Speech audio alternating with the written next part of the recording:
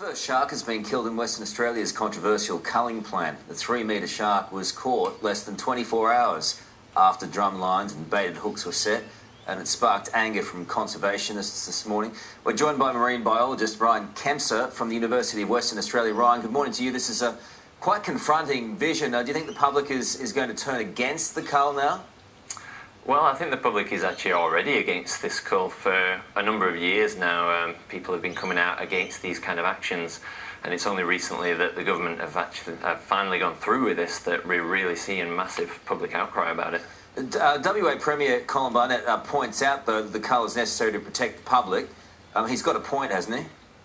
Well, I think, of course, we want to try and protect the public, and that really has to be our #1 priority. But what is confusing the public here is that they're being told that this policy is the only way to do that, whereas there actually are alternatives that will protect people, but at the same time will protect sharks, so they won't have this indiscriminate killing of sharks. I guess it's a very difficult compromise. This is always a difficult compromise, as we've seen over the years. But is there a way of finding some common ground here? Is there a way of eliminating the risk of more sharks and also protecting the public without killing too many? Yeah, absolutely. And what is that? Yeah, so there's actually a proven method that has been used in Brazil that has actually shown to reduce the number of shark attacks whilst also protecting sharks.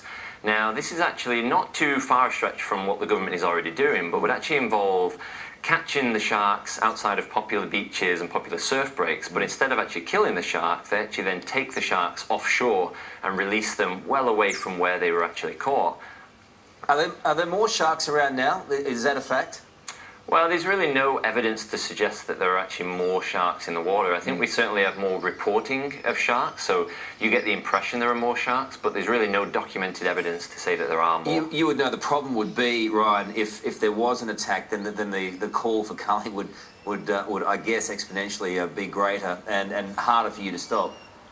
Oh yeah, of course, and every time there is an attack, these are extremely tragic events, and obviously the public want the government to be seen to be doing something, and it's a very difficult thing for the government to deal with. And up until now, they've actually done quite a good job in improving education and bringing out policy to improve research, but this really is just a step too far. And as I said, there are other options. There is another policy that the government could adopt that really would protect people but wouldn't have this indiscriminate killing of sharks. Yeah, tough balance, isn't it? Ryan, we appreciate your time today. Good talking to you. Oh yeah, no worries. Thank you. Okay, Lisa.